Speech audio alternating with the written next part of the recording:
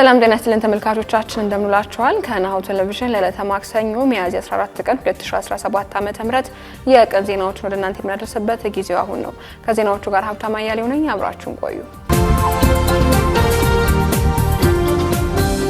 ወደ ቀዳሚ ዜናችን እንለፍ። የሮም ካቶሊክ ቤተክርስቲያን መሪ ፖፕ ፍራንሲስን ሞት ተከትሎ የኢትዮጵያ ሃይማኖት ተቋማትና መሪዎች የሀዘን መልእክታቸውን አስተላልፈዋል። የሮም ካቶሊካዊት ቤተክርስቲያን መሪ ርዕሰ ሊቃነ ጳጳሳት ፍራንሲስኮስ በትላንትናው ዕለት በስትሮክ ህመም ምክንያት በተወለዱ በ88 ዓመታቸው በመኖሪያ ቤታቸው ማረፋቸው ተገልጿል። በዚህም የኢትዮጵያ ካቶሊካዊት ቤተክርስቲያን የሮም ካቶሊካዊት ቤተክርስቲያን መሪ በርዕሰ ሊቃነ ጳጳሳት ፍራንሲስኮ ህልፈት የተሰማትን ሀዘን ገልጻለች። የኢትዮጵያ ካቶሊካዊት ቤተክርስቲያን ርዕሰ ሊቃነ ጳጳስ ፍራንሲስኮ በ88 ዓመታቸው ከዚህ ዓለም ድካም ማረፋቸውና በዚህም ቤተክርስቲያን የተሰማትን ሀዘን ገልጻለች። የኢትዮጵያ ካቶሊካዊት ቤተክርስቲያን በማህበራዊ ትስስር ገጿ ባወጣችው የሀዘን መግለጫ የኢትዮጵያ ካቶሊካዊት ቤተክርስቲያን የጳጳሳት ጉባኤ በሰማነው እጅግ አዝነናል። ዜናው የብፁዕ ወቅዱስ ርዕሰ ሊቃነ ጳጳስ ፍራንሲስኮ ከዚህ ዓለም ድካም ማረፍ የተሰማንን ጥልቅ ሀዘን እንገልጻለን ብላለች። በዚህም በመላው ካቶሊካዊትና በጎ ፈቃድ ላላቸው ሰዎች ሁሉ ለቅዱስ አባታችን ዘላለማዊ ረፍት በጸሎት አብራችሁ እንድትሆኑ ጥሪ እናቀርባለን ስትልም ጥሪ አቅርባለች። በተመሳሳይ የፌዴራል ጠቅላይ ሚኒስትር ዶክተር አብይ አህመድ በሮም ካቶሊካዊት ቤተክርስቲያን ሊቀ ጳጳስ ፍራንሲስኮ ህልፈት የተሰማቸውን ሀዘን ገልጸዋል። ጠቅላይ ሚኒስትር አብይ የፖፕ ፍራንሲስ የርህራሄ የመልካምና የአገልግሎት ዘመን አሻራ ትውልዶችን እያነሳሳ እንደሚቀጥል እምነቴ ነው ብለው በማህበራዊ ትስስር ገጻቸው ባሰፈሩት የሀዘን መግለጫ አክለዋል። በሌላ በኩል ብፁዕ ወቅዱስ አቡነ ማትያስ ቀዳማዊ ፓትርያርክ ርዕሰ ሊቃነ ጳጳስ ዘኢትዮጵያ ሊቀ ጳጳስ ዘአክሱም ወዕጨጌ ዘመንበረ ተክለ ሃይማኖት የሮም ካቶሊካዊት ቤተክርስቲያን መሪ በሆኑት በብፁዕ ወቅዱስ ፖፕ ፍራንሲስ ህልፈት የተሰማቸውን ጥልቅ ሀዘን በመላው የሮም ካቶሊካዊት መሪዎችና በመላው ዓለም ላሉ ምዕመናን በኢትዮጵያ ኦርቶዶክስ ተዋሕዶ ቤተክርስቲያን ስም ገልጸዋል። IMF ለኢትዮጵያ ልማትና እድገት የሚያደርገውን ድጋፍ አጠናክሮ እንደሚቀጥል አስታወቀ። ዓለም አቀፉ የገንዘብ ተቋም IMF ለኢትዮጵያ በተለያዩ የልማት ዘርፎች ላይ የሚያደርገውን አጋርነት አጠናክሮ እንደሚቀጥል አስታውቋል። የብሔራዊ ባንክ ገዢ አቶ ማሞ ምህረቱና የገንዘብ ሚኒስትሩ አቶ አህመድ ሽዴ ከIMF ማኔጂንግ ዳይሬክተር ክሪስቴሊን ጆርጂያን ጋር መወያየታቸው ታውቋል። ማኔጂንግ ዳይሬክተሯ ውይይቱን ተከትለው በማህበራዊ ትስስር ገጻቸው ባሰፈሩት መረጃ ከአቶ ማሞ ምህረቱና ከአቶ አህመድ ሽዴ ጋር የኢትዮጵያን የኢኮኖሚ ማሻሻያ በተመለከተ ውጤታማ ውይይት ማድረጋቸውን ገልጸዋል። በውይይቱ ወቅት IMF ለኢትዮጵያ ልማትና እድገት የሚያደርገውን ድጋፍ አጋርነትና አጠናክሮ እንደሚቀጥል መግለጻቸውንም አመላክተዋል። ይሁን እንጂ የዚህ ውይይት ዝርዝር ነጥቦች በሚመለከት የወጣ ዝርዝር መረጃ ማግኘት አልተቻለም። የተከበራችሁ ተመልካቾቻችን በዚህ ጉዳይ ተጨማሪ የዜና ጥንቅሮችን በቀጣይ ዘገባዎች የምናቀርብ ይሆናል። በአቶ ጌታቸው ረዳ የሚመራው የህወሓት ክንፍ የጀነራል ታደሰ ወረደ አዲሱ ካቢኔ አካታች አይደለም በማለት ትችት አቀረበ። በአቶ ጌታቸው የሚመራው የህወሓት ክንፍ እንዳለው አዲሱ የትግራይ ጊዜያዊ አስተዳደር ፕሬዝዳንት ጀነራል ታደሰ ወረደ ለአንድ ቡድን ብቻ በማዳላት አካታች ያልሆነ ካቢኔ መስርተዋል ያለ ሲሆን ይህም እንዲስተካከል ጥሪ አቅርበዋል። አዲሱ የትግራይ ጊዜያዊ አስተዳደር ፕሬዝዳንት ጀነራል ታደሰ ወረደ አዲስ የካቢኔ አባላትም ሰይመዋል። ከዚህ በተጨማሪም በቀድሞ ፕሬዝዳንት ጌታቸው ረዳ ታግደው የነበሩ ጀነራሎች ወደ ስራ እንዲመለሱ አድርገዋል። በሌላ በኩል የጊዜ አስተዳደሩ ካቢኔ አካታች አይደለም ሲልም በጌታቸው ረዳ የሚመራው የህወሓት ክንፍ ወቅሷል። በቅርቡ የትግራይ ጊዜ አስተዳደር ፕሬዝዳንት የተረከቡት ጀነራል ታደሰ ወረደ አዲሱ ካቢኔያቸውን ያሳወቁ ሲሆን የዶክተር ደብረጽዮን ህወሓት ምክትል ሊቀመንበር አቶ አማኑኤል አሰፋ ምክትል ፕሬዝዳንት መሆናቸውም ተረጋግጧል።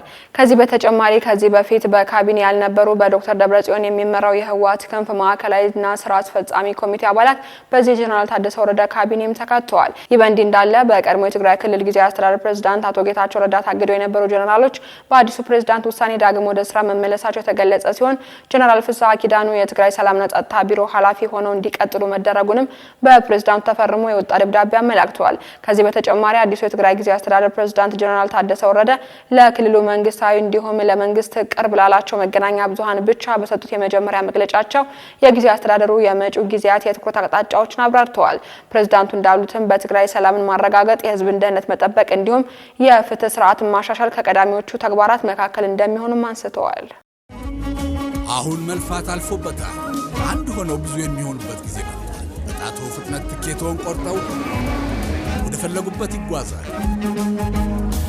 ለመንገዶን ጊዜን ቀድሞ በመረጡት ሆቴል ወዲያውኑ ማረፊያውን ይይዛል።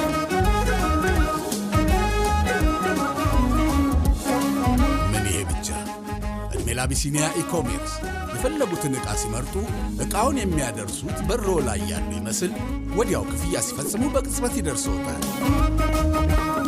ጊዜ ገንዘብ በሆነበት በዚህ ዘመን እርስዎ መገኘት ሳይጠበቅቦ ጣቶ ይፍጠን እንጂ የወዳጆን ደስታ ባሉበት ይቀራል።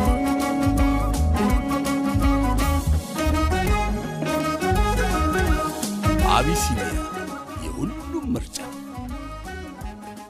ካሽጎ በየትኛውም ዓለም ሆነው በማንኛውም ሰዓት ለወገኑ የሚደርሱበት ፈጣን የገንዘብ መላኪያ ተከፈተሎ። ማስተርና ቪዛ ካርዶን በመጠቀም ከ5 እስከ 20 ዶላር የሚልኩበት አዲስ የገንዘብ መላኪያ መንገድ።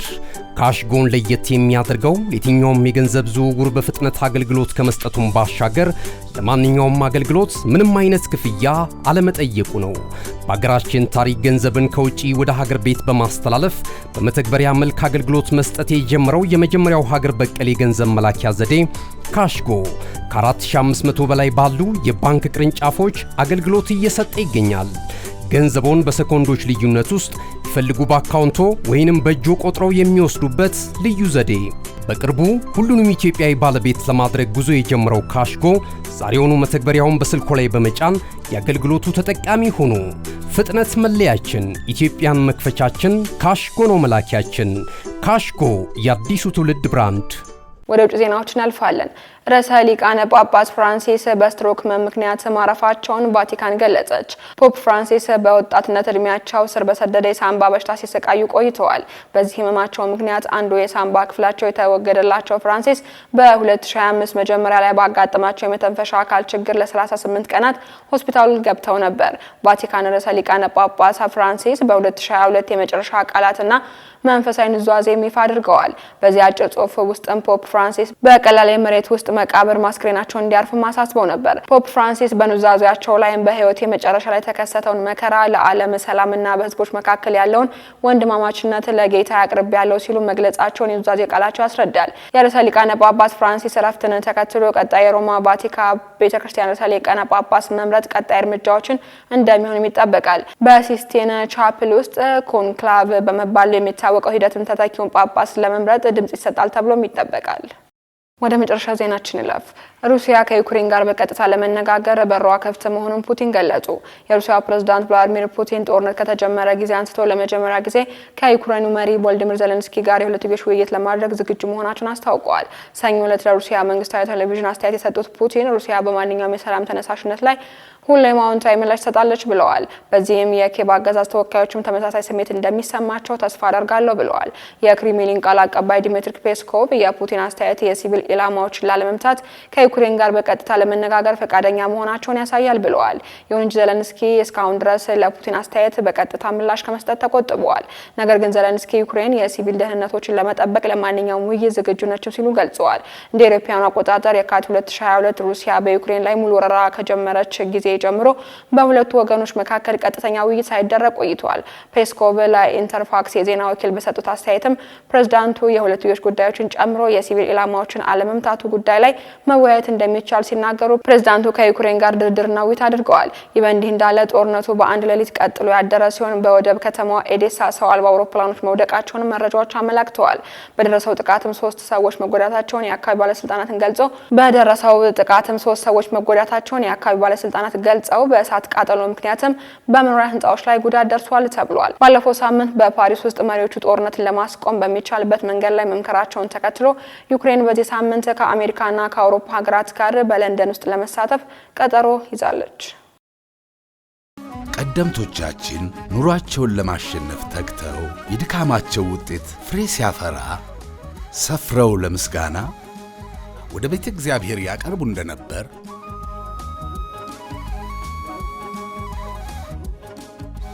አባቶቻችንም በትውልድ ርክክብ ተቀብለው ከእምነታቸው ሳያጎድሉ ከገቢያቸው ላይ አስራት በኩራት በማውጣት ትእዛዝ አምላክን በመፈጸም በረከት ማግኘትን እንዳስተማሩን እኛ ደግሞ የዚህ ዓለም ወከባ ሳያዘናጋን በጊዜ መጣበብ ሳንስተጓጎል ከእምነት ከሥርዓታችን ሳንጎድል አስራታችንን በዘመናዊ መንገድ በአቢሲኒያ ባንክ የአስራት በኩራት ልዩ አገልግሎት በኩል በማውጣት ሃይማኖታዊ ግዴታችንን መወጣት ቀጥለናል።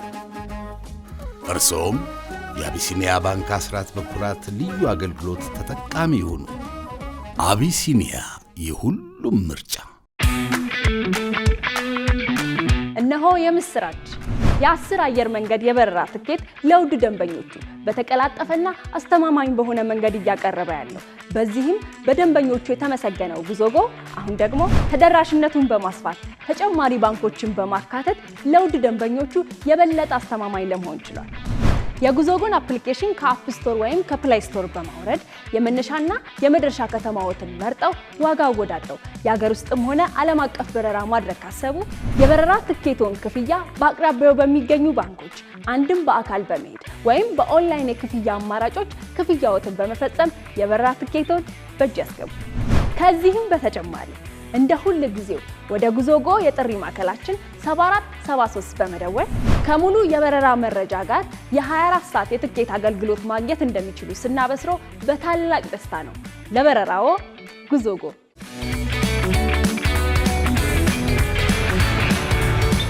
ተመልካቾቻችን ከናሁ ቴሌቪዥን ዕለቱ ያዝንላችሁ የቀን ዜናዎች እስካሁኖቹ ነበሩ። ዜናዎቹ ወደ እናንተ ያደረስኩ አብሬያችሁ ቆየሁት። ሀብታም አያሌው ነበርኩኝ። ሰናይ ቀን።